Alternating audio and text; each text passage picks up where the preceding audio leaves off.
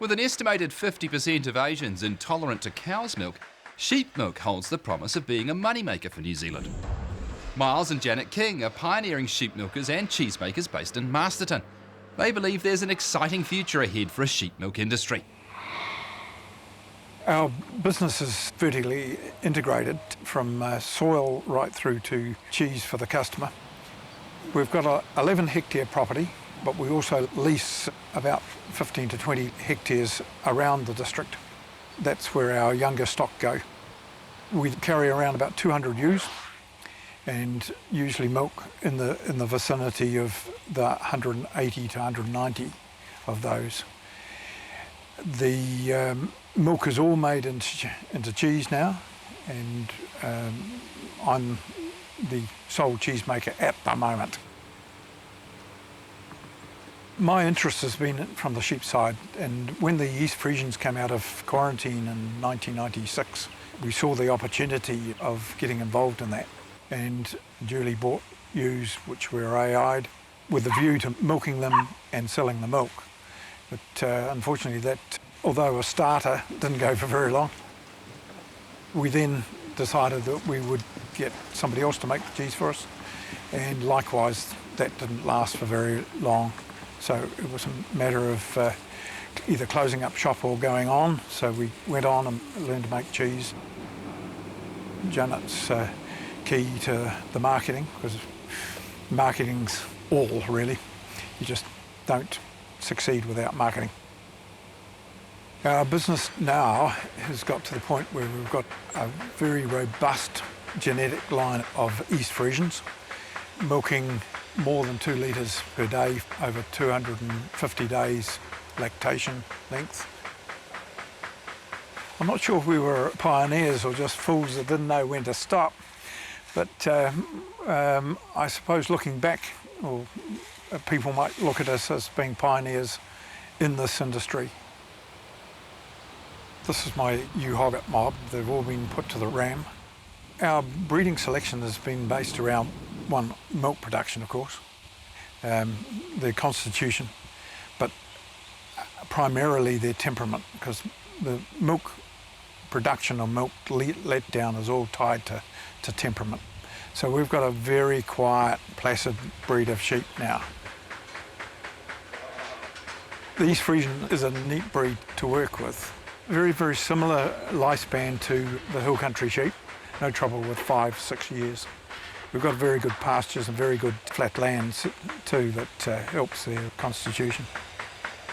The breed is very prolific, and we know that we get more milk out of ewes that have produced twins or triplets than we do out of a ewe that's produced a single. They get prepared for a twin or triplet, so they start producing more milk. So the more the better.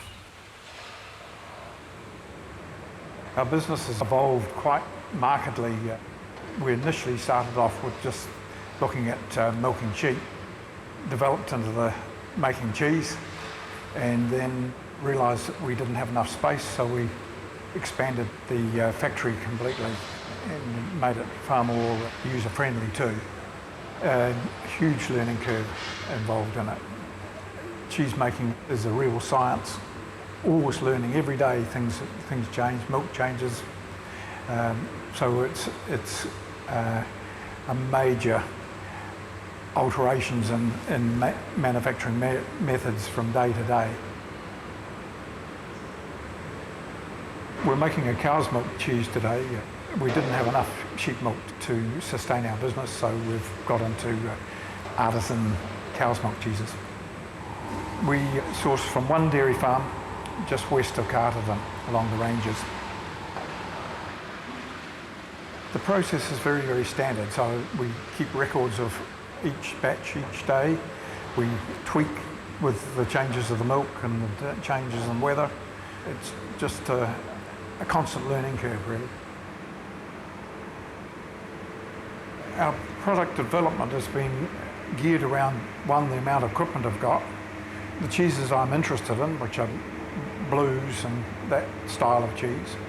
Plus, we have sampled out through the farmers market, and they have actually told us what the customer likes, what they don't like, and we've refined our product range down through that method. We've got a number of styles of cheese that are quick onto the market. Our brie, for instance, is on the market within 3 to 4 weeks. Our blue cheese is about 50 days. But there are the other harder cheeses which are best from about 9 to 12 months of age. Our customers are mostly delis, chefs from all around the country use our product, upmarket lodges, and a few of the niche marketing shops around New Zealand take it. And we're finding that we're selling just about everything we make. So we don't actively get out there trying to find new markets these days. We just want to do a really good job selling what we're making to the people that have supported us over the years. Last year we were the winners of the Mind Food Awards from the Mind Food magazine. The Wairarapa per se did extremely well, and we took out the award for Most Sustainable Business for the 2nd year running, and also the Supreme Award. So that was very exciting. The impact of an award like that is amazing. The prize encompassed $20,000 worth of story on advertising on your business, and that had huge impact. You're always going to have limited dollars, so you need to think very carefully where you can maximise that money. If we had had more money at the start of our business, I think we would have put it into using the experts. Two people are never going to be good at everything. I think that we made a lot of mistakes that we shouldn't have done. If you have a really good product, it's very hard to get people to believe in you, but you've got to persevere, you've got to push it. 17 years later, we're still pushing.